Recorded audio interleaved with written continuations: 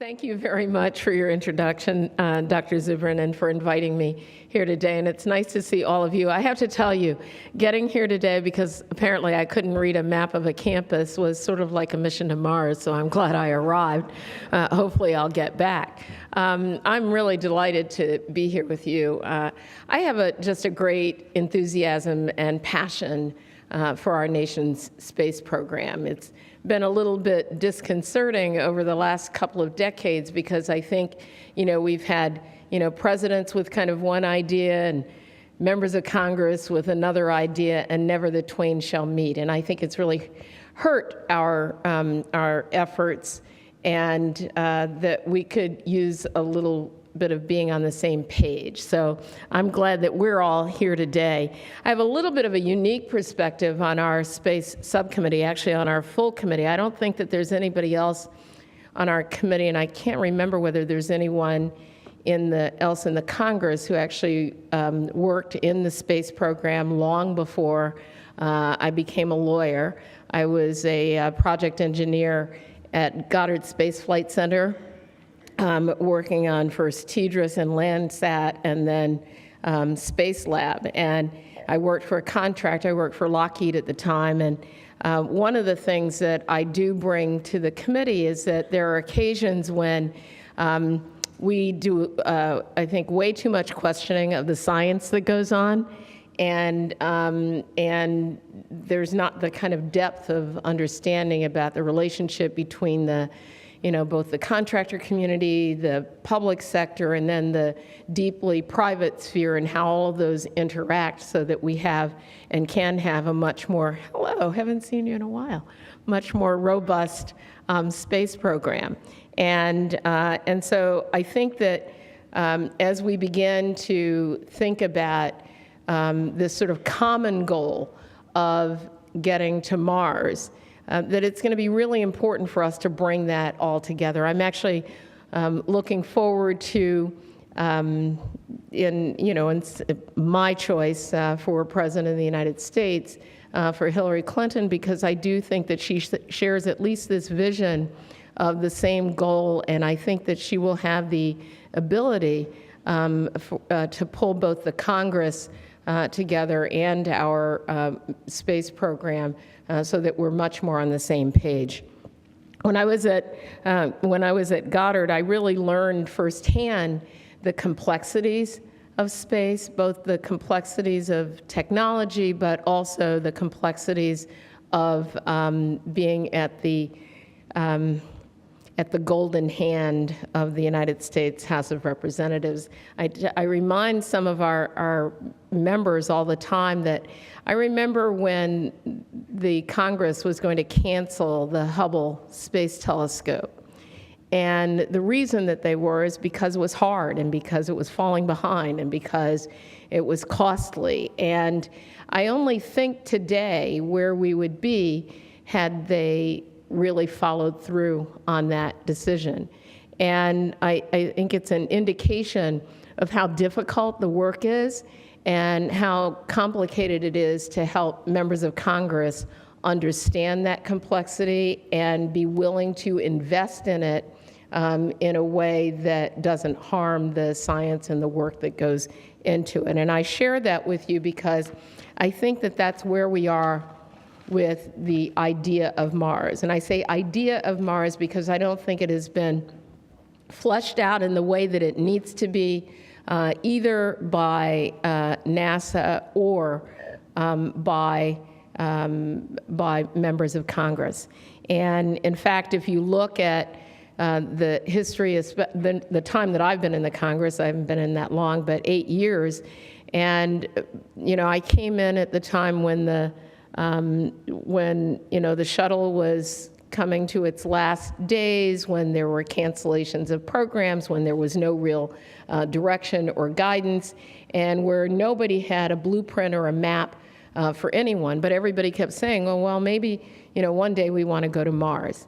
And so I hope that over these next couple of years, and Dr. Zubrin and I were talking earlier, that there's a really important opportunity that can't be missed over these next couple of years with the transition to a new administration, hopefully setting us on a path so that we make the kinds of investments that we need to pull together the infrastructure and the architecture and the passion that is shared both by you, but shared really, throughout every single classroom that you go into. If you talk to young people about what they want to do, they want to go to Mars. And the question is whether we're going to be able to put together the policy framework and the resources that it's going to take to do that.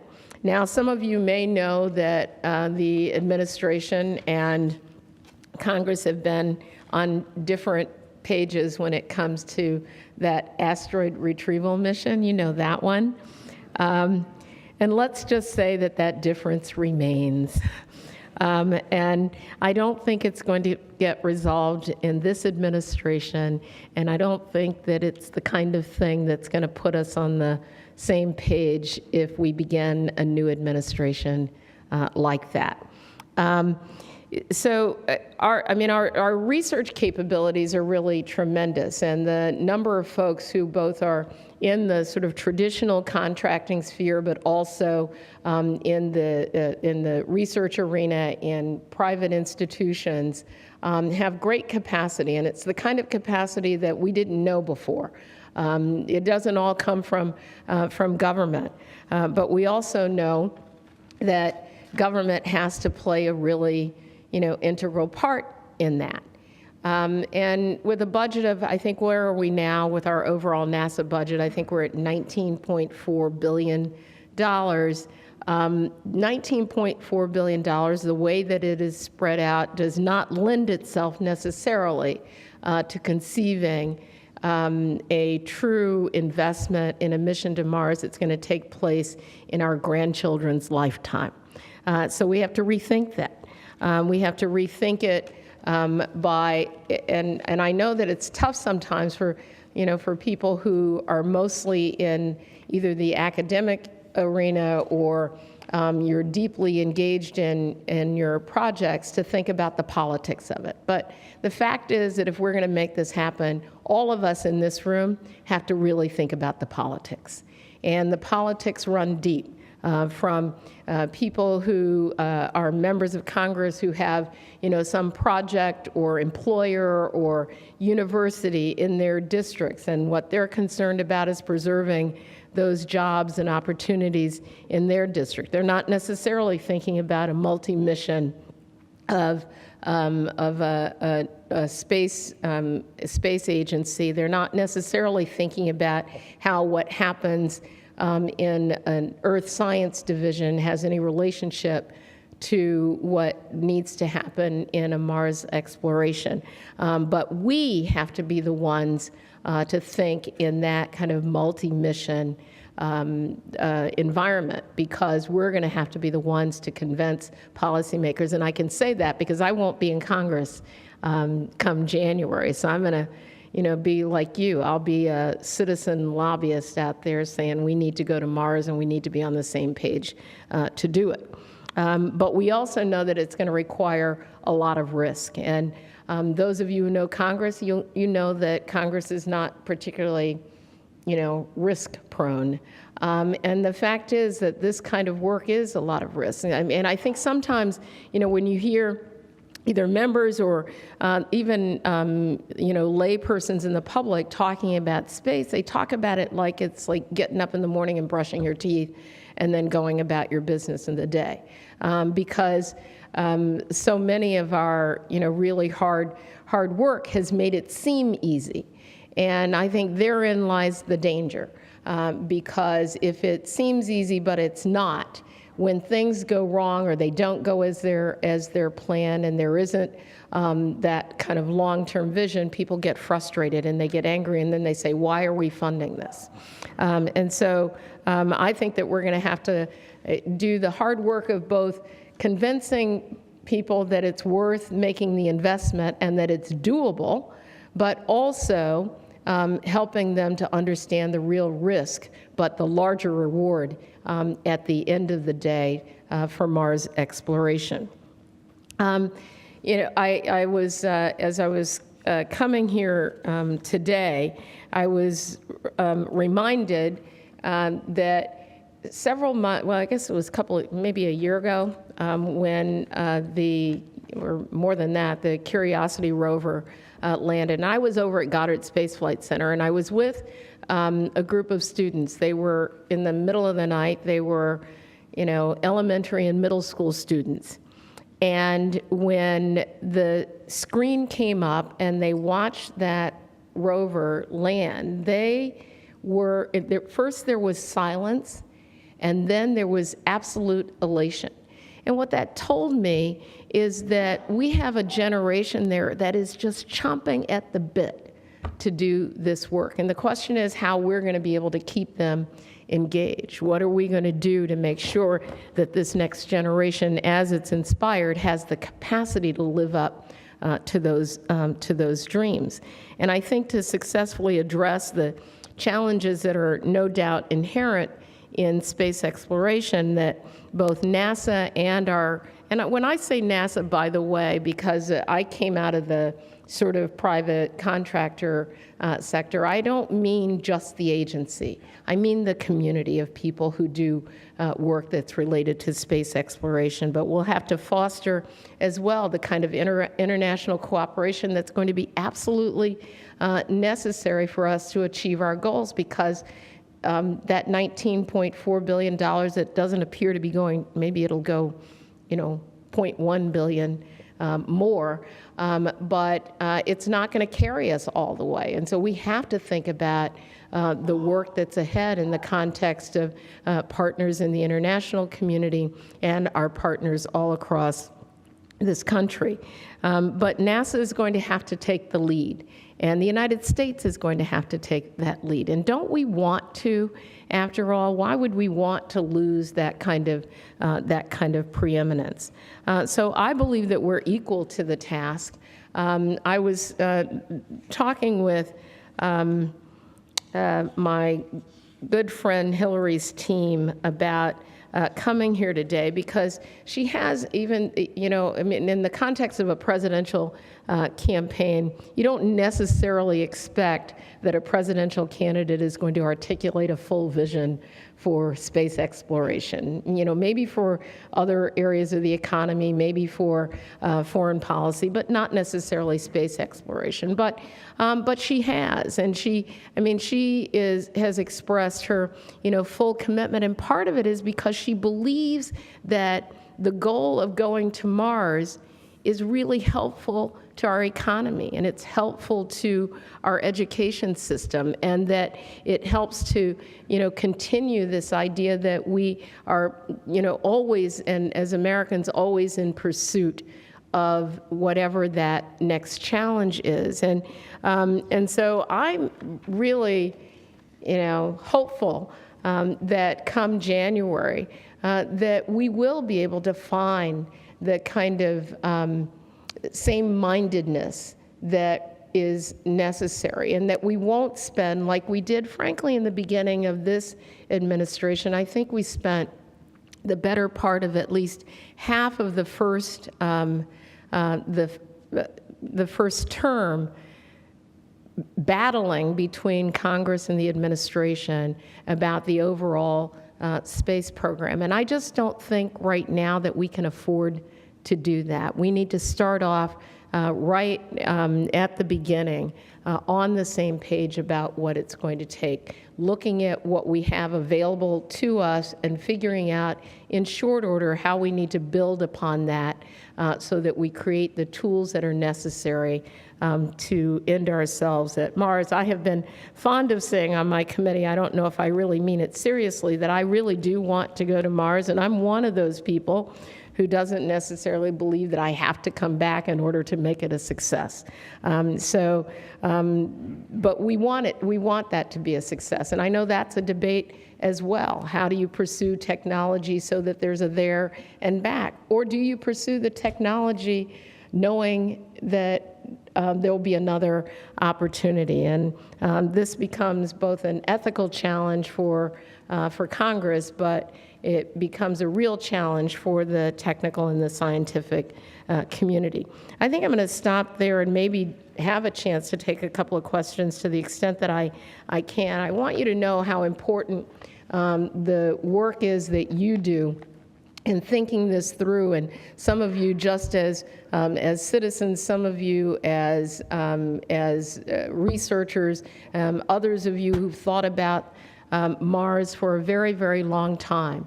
And I never actually thought that I'd be in a room where it would be, filled with people who are all interested in thinking about Mars exploration.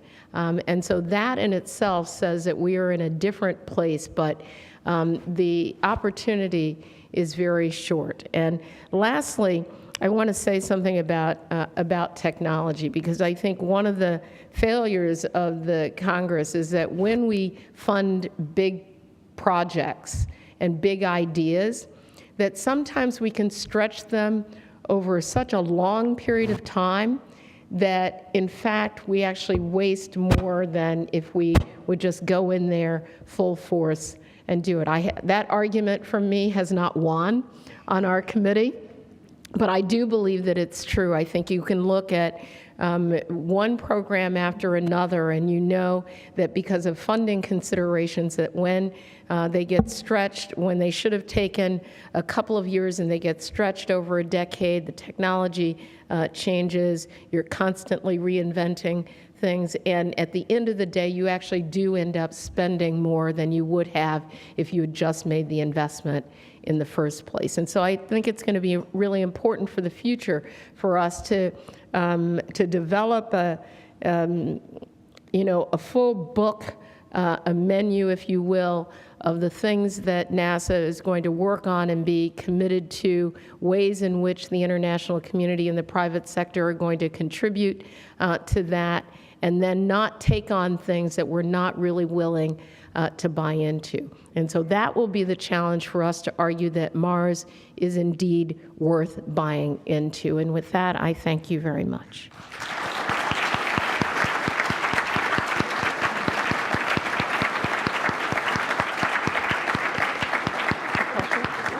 Yeah, why not? Thank you so much for coming out today. Hi. Can you introduce yourself, if you don't mind? My name is Casey Hanma. I'm a levitation engineer at Hyperloop in Los Angeles. It seems that sometimes our elected representatives don't always have the best information on space science, space policy, space technology. What can we do to help make sure that all of our representatives have access to the best information they can? Put it in front of us. I mean, I actually hear from very few.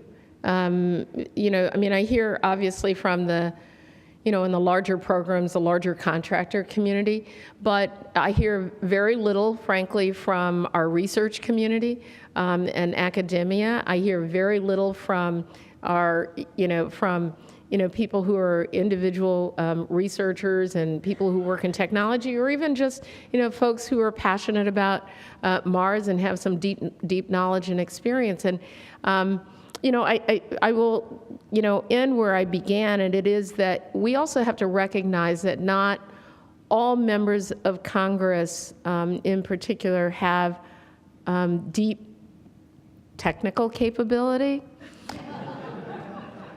And so you have to give it to us in a way that we can digest it and understand it. We're prepared to do that. It's not that we don't have, professional staff, but I think it's important for us to share, for you to share that information with us and communicate it in a way that we can understand it. Because when I go back, even in my district, and I live in Prince George's County, right outside of the city here. It is the home to Goddard Space Flight Center. Maryland has like 17 of the top 25 aerospace companies that have a presence in our state.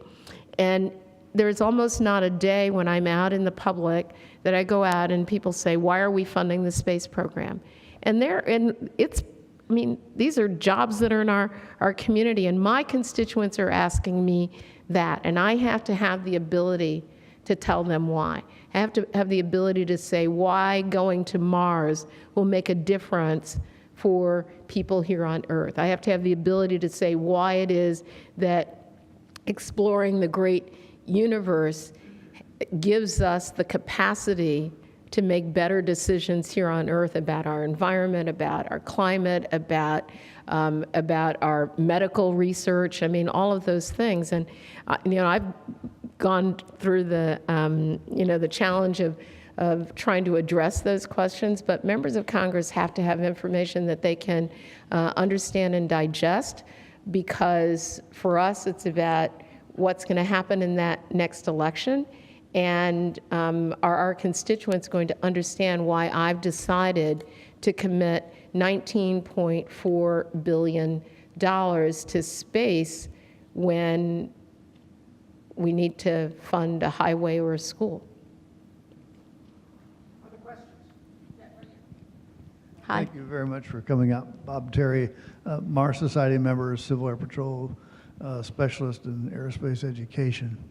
I'd like to just, since you're leading the Congress and have a sort of detached viewpoint now, what can you tell us from your experience and success stories and things that have gone well over the years of talking about space to your colleagues?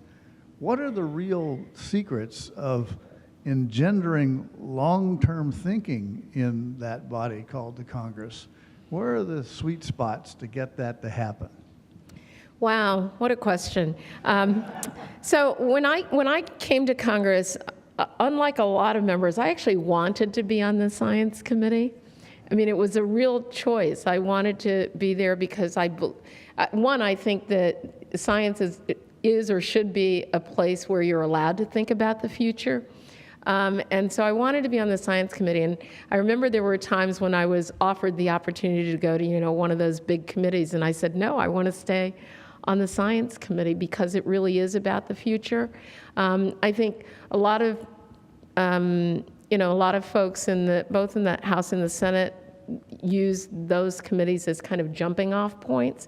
And so we need to find people who are really deeply committed to delving into the policy, and so I count myself as one of those members. But one of the things that I learned is that so if you take a committee that has 30 people on it, and they've got a whole bunch of other concerns, that means that there are 400 others in the House of Representatives who don't have this as a concern at all. And they rely on the judgment and the decision-making of those 30 people whose job it is to pay attention every day. Hence, that goes back to the point of what kind of information do you need to put in front of people. And so there have been occasions when, in some budget discussion or other, one of my colleagues, particularly my Democratic colleagues, will come and they'll say, well, I have an amendment to cut the waste, fraud, and abuse, or whatever it is that they say, out of the space program. Okay, well, I mean, at $19.4 billion, we're getting down to the bone anyway. But, and so they'll want to do that, or they'll want to cut something that seems to them advisory, but really is deeply embedded in how we fund outside research. And so it's my responsibility to be the educator, to be the one to reach out to them and say, this is the reason that you really don't want to do that, or this is what that represents in your district or in your region. And to an extent, that's been successful. I had an experience a couple of years ago where I really wanted to work on a longer-term authorization for NASA, because I think one of the great failures over these last several years is that without an actual authorization, the process is just left to what happens in the appropriations process one year to the next year to the next year. As a result, that means that the private sector community, the people who work in the agency, that nobody can think in the future, because it's always about from this year to the next year to the next year, without a blueprint at all. And that's what an authorization does. And so I set about this task with the guy who was the Republican chairman at the time, Steve Palazzo. He's from Mississippi. And I sat down with him and I said, can't we just try to work on an authorization? And it fell apart. The whole process fell apart. And you know, when it did, I thought it was such a shame. I was like, man, how in the world could like funding NASA fall apart on partisan political grounds? That seemed ridiculous. And so I called him. I called him after everything blew up, and I said, can we just sit down and have a cup of coffee? You will notice I do almost everything on coffee. And I said, let's sit down and have a cup of coffee, and we did. And I said, I bet you we could sit down and work out the differences. One of the differences was the funding of earth science research related to climate change. We understand there's a lot of political fight around that. But we sat down and we started sketching out on a napkin what it is that we might be able to come together on. And at the end of the day, we actually ended up coming up with a bipartisan authorization. It wasn't perfect. It wasn't what we wanted to do. But it was a step in a direction of trying to be on the same page in the Congress. And we ended up passing it out of the House, where it promptly died in the Senate. But it was a step. And now the Senate, I guess, is working on a one-year authorization, better than no years. And hopefully, actually before the end, perhaps in a lame duck session, we're hearing that there actually may be an authorization. And the reason I speak to that is because without that blueprint, then everybody is just left to their own devices. And something like going to Mars cannot happen in one-year snippets. The science is difficult. The challenge is risky. The opportunities are great, but you can't do it 1 year at a time. And I don't know anybody who does research who just says, I think I'm just going to do this research for a year, and then I'm going to just let it go. And yet that is the way we treat it in the Congress. And so, I do say this to my colleagues all the time, but I think that is work that needs to be done. And for those of you who, have it in you, you should go and meet with your members of Congress, and you should explain to them the process of research and technology development, and how sometimes a failure leads to a success, because there's not a lot of understanding of failure. Now, none of us sets out to fail, but sometimes it's precisely because we've engaged in the experiment and because we are challenged by it that failure leads to something that is tremendously successful. And I think that if members had a deeper understanding of that process, they would be willing to invest in that. Not to invest in something failing, but to invest in the idea that things are risky and that sometimes they do, and that is a reason to redouble but not to pull away. So that's y'all's job.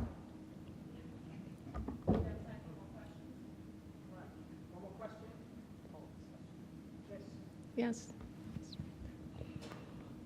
You talked about inspiring the next generation of people who are going to go and explore Mars. What do you think is the most important thing that we can do to accomplish that?